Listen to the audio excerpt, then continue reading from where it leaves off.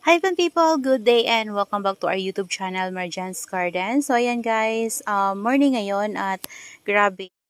After ng heavy rain ay talaga naman guys na sumikat na naman ng matindi yung araw. Ayan o, tingnan nyo guys, ano pa yan dito.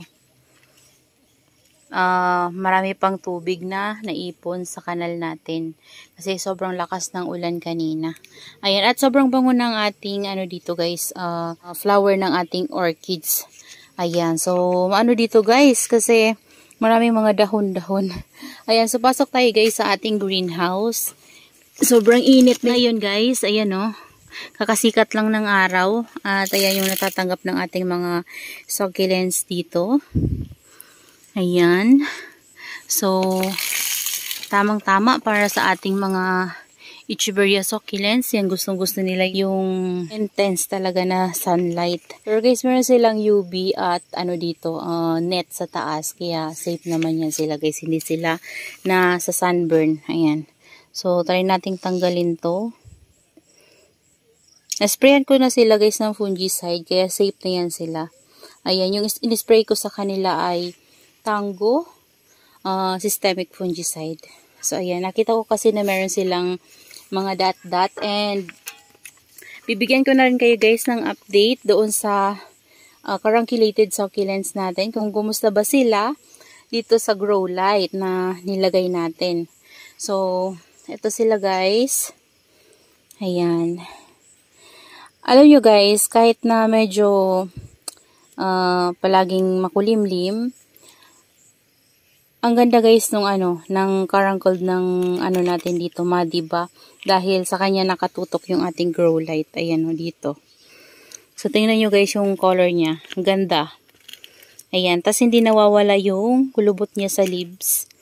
Yan. Eto parang bumabalik na guys yung kulubot niya sa leaves. Kasi talaga sila. Magdamag talaga guys yung grow light na natatanggap nila dito. Tapos kapag uminit naman naiinitan sila. So mas magandang guys, may grow light kasi maganda talaga yung color ng kanilang mga leaves as in nagpi-pink. Ayan. Ito din.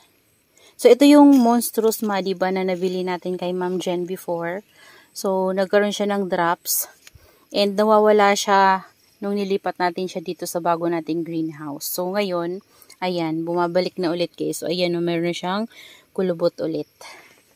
Ayan, 'di ba?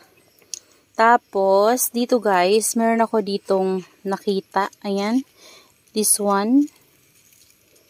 Parang nagkaroon siya ng sa stem. Ayan no. Siguro guys, i-cut ko.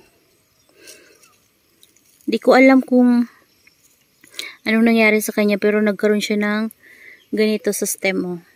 Pero meron siya mga babies dito. Di ko alam guys kung masisave ko pa siya kapag kinat ko siya. Eto. Di ko alam kung tutuloy pa yung babies niya. Ayan. Kaya pala guys nagda-dry yung mga leaves nila. So, nasprayan ko naman yan sila guys ng fungicide. Kaya safe naman na yan sila. Hindi na yan sila guys didiretso pa.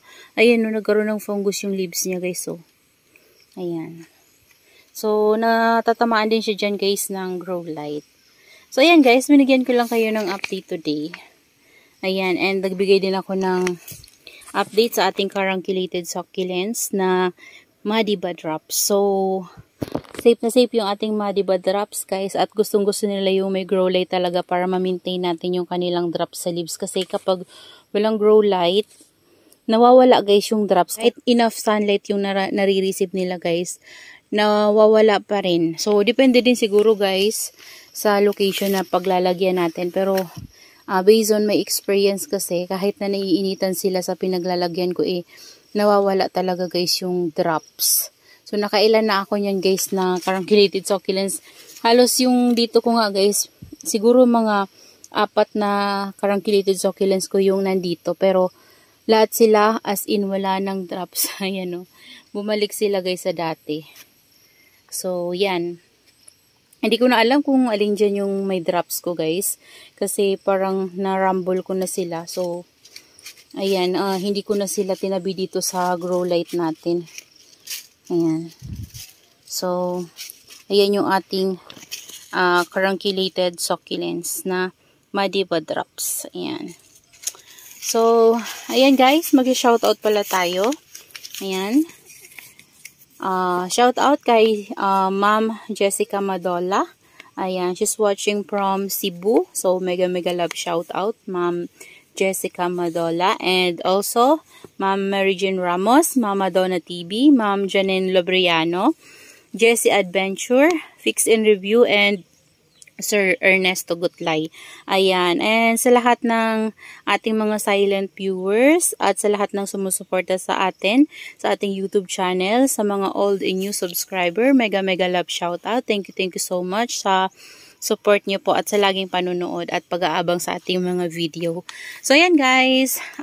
Konting update lang ngayon. Quick update lang sa ating mga succulents. Yan, pasilip ko lang sa inyo.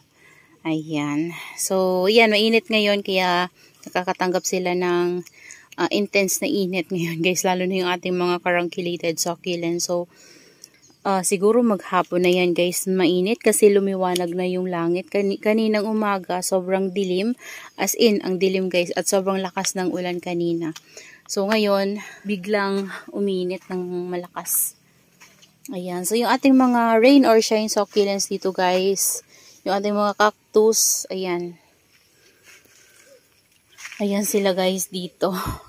So, eto, ayusin ko pa to and lalagyan ko to dito guys ng sako para hindi sila nawiwisika ng ng soil kapag malakas yung ulan guys at baka magkaroon sila ng scales. So, ayan guys.